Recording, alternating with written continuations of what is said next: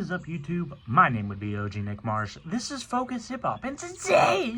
So, this is going to be part one of the two videos I'm making today.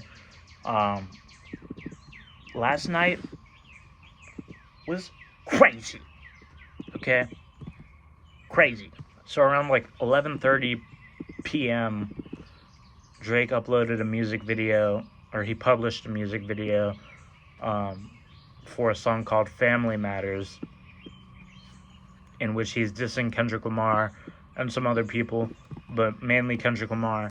I would have recorded a reaction video to it, like when I was listening to it, but when it came out, I was actually on the toilet taking a shit, and I wanted to listen to it immediately, so I played it while taking a shit.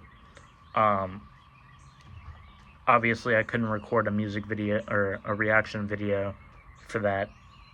I think it's pretty clear why I wouldn't be comfortable doing that. Okay, I'm just gonna go over the lyrics, or some of the lyrics, and explain my thoughts on them. So Drake starts the song. Well, first of all, the song is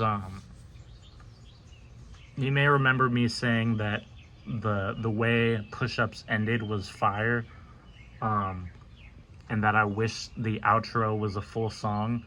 My wish came true, because the first part of Family Matters is the full version of that song. The first thing he says is the N-word, which is obviously in response to Kendrick saying he doesn't like Drake saying the N-word. I'm just gonna say, starting the song, the way he started the song is crazy, and not crazy in like, oh, whoa, this is amazing way. Crazy in like a delusional way. He says, N-word, I said it, I know that you mad. But the way he says the N-word, he's like, and he like, I don't say the N-word anymore, so I'm trying to avoid saying it. But basically, the way he says it is like, I feel like I'm listening to a white internet troll try to like get under my skin by using racial slurs. I'm not gonna say it's like something I dislike about the song. I think it comes off really petty, and I think that's kind of a plus. And I like Drake's pretty fast-paced flow for those first 4 bars of the song. Then it transitions into the chorus that was teased at the end of Push-Ups. I was disappointed in the full version of this song, because when it was teased at the end of Push-Ups, it sounded really dope. But I was not only let down by some of the bars from Drake, I was really underwhelmed by his flow here. I found it really boring. And here's the wackest line in the whole song. Always rapping like you about to get the slaves freed. You just acting like an activist. It's make-believe. Like, bruh. Imagine just saying that about any conscious rapper, any like politically aware rapper, any like rapper that does social commentary. If you write them off as like, oh, you rapping like you're trying to get the slaves freed, like, bruh, that is the lamest shit. I'm sorry, that's so fucking whack to me. But I don't know. Some people, for whatever reason, don't like social commentary. Those people are stupid. The angle he goes with is Kendrick is not as much of a family man as he's trying to portray himself as, I guess. And he name drops Whitney Alford. He doesn't say her last name, but he mentions Whitney, Kendrick's wife. He doesn't say his son's name. I don't even know what Kendrick's son's name is, but he mentions Kendrick's son. Then he goes on to insinuate that Dave Free is the actual father of Kendrick Lamar's child. I don't know. That's a crazy accusation. Not the craziest accusation Not the most scathing allegation in the diss though. The part where he started referencing Sexy Red's hook on Rich Baby Daddy, I didn't even realize that was a Sexy Red reference at first. Because I've only heard that Rich Baby Daddy song once. I listened to fucking For All the Dogs, and I didn't think it was a bad album at all, honestly. There were a good amount of songs I liked on it. I don't think it's a good album, but I think it's decent. It was one of the songs I didn't like, so I never go back to it. So I haven't like memorized the hook or anything. But yeah, he references that hook, and I just find it really boring flow wise. But I will say that him addressing this towards Whitney is pretty fucking disrespectful. He says, "Hands on your knees, shake that ass for Drake, now shake that ass for Free," saying she's shaking that ass for Dave Free, which is crazy. That's a good diss, honestly. But then he goes on, he says, shake that ass for Free, which was a good line. But then he says, well, not that kind of free, I'm talking about my dude Dave. Bruh, you don't have to tell us that. You don't have to explain it to us. We got it. We're rap fans. Rap fans are paying attention right now. We're not stupid. Oh, I take that back. A lot of rap fans are stupid as fuck. But a lot of rap fans, like, do this shit on the daily. We know how to decipher lyrics. So you don't have to explain that shit to us. Then the hook comes back in. I like the hook a lot, by the way. And then the beat switches up. There are 3 beats on this song, by the way. The second beat, this part of the song, fire. Drake's flow, fire. This is where the song really gets good. I mean, the song was okay before, but this is where it gets dope. He starts this part off by dissing The Weeknd mostly. I like the part where he's like, who's next on the list? Which one of my so-called brethren need a shell from the clip? That's kind of dope. I feel like in terms of optics, for people who aren't really tapped in with hip-hop culture and whatnot, they're going to be like, oh, why is everyone going for Drake? Why is everyone being mean to Drake? And they're just going to feel sorry for Drake and like, why are they ganging up on the Six God? If you watch Justin Hunt's video breaking it down, you'll see why everyone's going after Drake. To put it in a nutshell, Drake is just a douchebag. So nobody likes him. This line right here, where he says, good kid, Mad City van, will pop the latch and let the door slide. Tears running down my cheek, laughing at you pussies dying. It's a war cry. That's pretty fire. Fire. I like that. Okay, so I saw people saying like, oh, why did he not address this entire diss to Kendrick? Why was he going after multiple people? I don't like that. I personally, I don't mind it. I think he has the right to diss as many people as he wants, especially since they're dissing him as well. But like throughout these songs, I don't think Drake has dissed anyone that hasn't already dissed him. The one thing I will say, it would have been cooler if Drake, like, he addressed them like one at a time, like with a different song each. But that would be a lot of work, and maybe I'm expecting too much of Drake. I'm definitely expecting too much of Drake. Well, I wouldn't say I'm expecting too much of Drake, because I'm not expecting that at all. Maybe I'm wishing too much from Drake. I think that's a bit more accurate to say. he says, weekend music getting played in all the spots where boys got a little more pride. That's why all your friends dipping in Atlanta, paying just to find a tour guide. I'm not gonna lie, unless you're someone who's like, has like absolutely no tolerance for even hints of homophobia, like even homophobic jokes, like you're one of those people who gets offended by people saying pause. That's a funny ass line to me. I'm sorry. Just to be clear, I think saying pause is stupid, but that's why I say it. I say it ironically because it's funny. And I get that that's probably lame as fuck to a lot of people, particularly if you identify as an LGBTQ person. And, you know, I'll take that. He says, Rakim talking shit again. Gas because you hit my baby mama first. Brother, do the math. Who I was hitting then. The next line, I think, is like a knockout blow to A$AP Rocky. He says, I ain't even know you rap still because they only talking about your fit again. That line hits because A$AP Rocky, he dissed Drake on Show of Hands by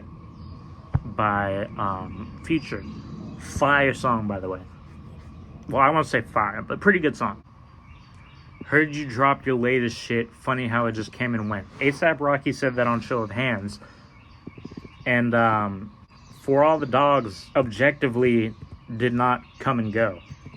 Like, that album was wildly successful. In fact, that's what started this whole fucking beef, was the first person shooter track, which was on For All the Dogs. Huge song. Fire song. Fucking... That shit... So, yeah, that shit did not come and go.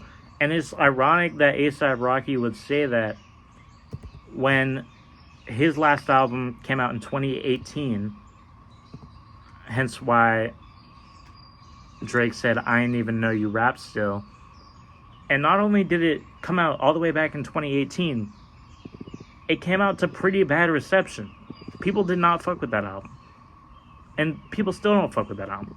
It has some defenders, but for the most part, the general consensus is that that was a hugely disappointing album. And personally, I agree with that consensus. I thought that album was very mediocre. It has some good songs, but for the most part, I was not feeling it. I fuck with A$AP Rocky, even though I didn't like his last album. I haven't really enjoyed a project from him since his first album, really. He got a little embarrassed last night with that diss, because that was pretty hardcore from Drake. He that's not even the last part. He goes on. He says, probably gotta have a kid again before you think of dropping any shit again. Even when you do drop, they gonna say you should have modeled because it's mid again. Bro, that's fire. I'm sorry. That's fire. A$AP Rocky got smoked. People aren't really talking about that because of what ended up happening later on in the night, which I'm going to talk about in the next video. But I will say, if A$AP Rocky comes back with a diss that's actually pretty good, that would be honestly a little surprising to me. But I'm here for it if that happens. So let's see how A$AP Rocky responds, if he responds.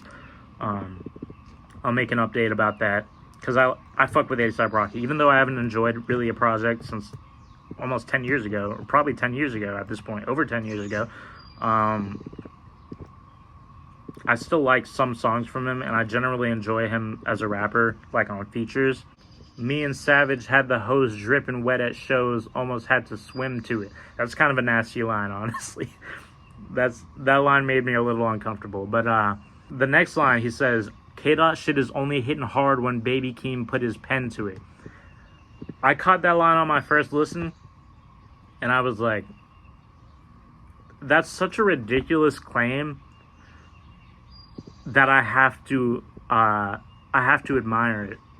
Then he goes, Ross calling me the white boy, and the shit kind of got a ring to it, because all these rappers waving white flags while the whole fucking club sing to it.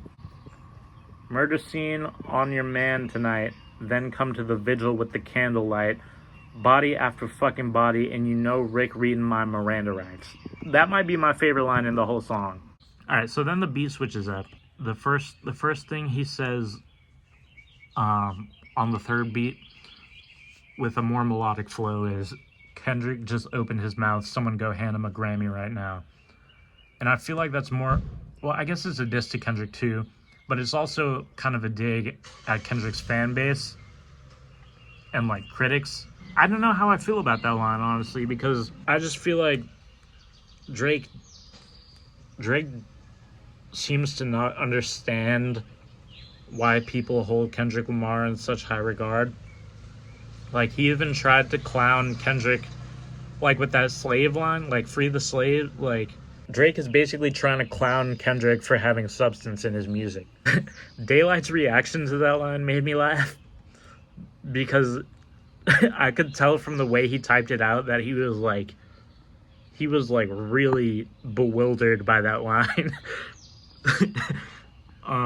And then he says, where is your uncle at? Because I want to talk to the man of the house. Reference to Kendrick Lamar's uncle, who is trans.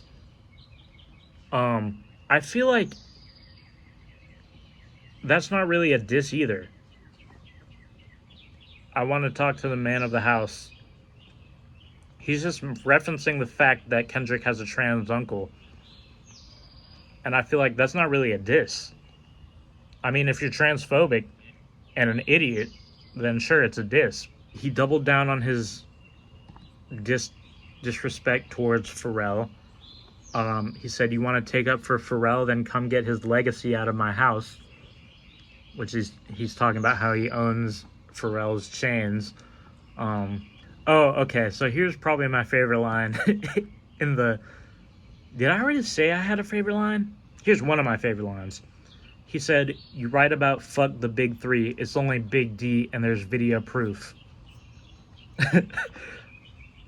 So that line, to me, was an obvious reference to the leaked video of Drake stroking his shit. I thought that was pretty funny.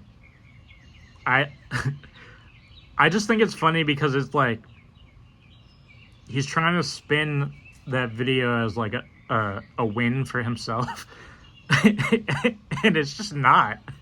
But that is funny. Okay, so here's the real serious diss in the song. He says, when you put your hands on your girl, is it self-defense because she's bigger than you? And that's where he sort of gets at this angle where he's talking about Kendrick Lamar being basically a woman-beating piece of shit. I hope he's lying about that, because Kendrick Lamar is like my second favorite rapper of all time. So obviously I hold him in high regard. So obviously I'm going to be disappointed if someone I hold in high regard turns out to be an abuser. I don't know if it's true. I hope it's not true. Oh, here's another good line. He says, it's all making sense. Maybe I'm Prince and you actually Mike. Mike was praying his features would change so people believe that he's actually white. Top would make you do features for change. Get on pop records and rap for the whites. The way he like flipped the meaning of those two words, like where he said features would change, and then in the next line he says features for change. Hi, so real quick, let me just address the change of scenery. My phone ran out of storage while I was recording my thoughts, and then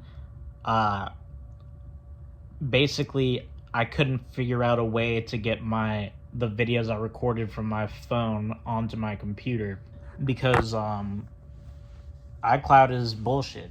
But anyway, let me go back to the lyrics. Oh, by the way, the reason I'm lying down is because I didn't sleep at all last night because of what happened.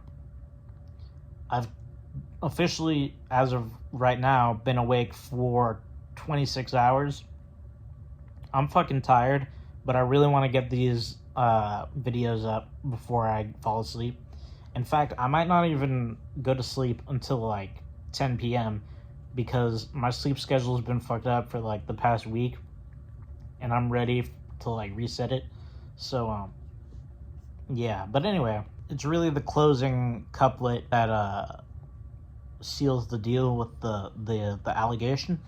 He says they hired a crisis management team to clean up the fact that you beat on your queen. The picture you painted ain't what it seemed. You're dead. That's pretty good. I'm not gonna lie. Overall, when I first heard it, I was like, I don't know, this is pretty good. I think I like Push-Ups more, mainly because I really just didn't like the first part of this song. I was really disappointed in it. But it's starting to grow on me, even though I don't like a lot of the bars in that first part. But I do love the hook. I like the beat a lot. I think production-wise, this track is way better than Push-Ups. The more I listen to it, and the more I like digest it, the more I realize I was fucking tripping when I first heard it, because it's it's better than Push-Ups to me. And I love Push-Ups. So Drake did a good job.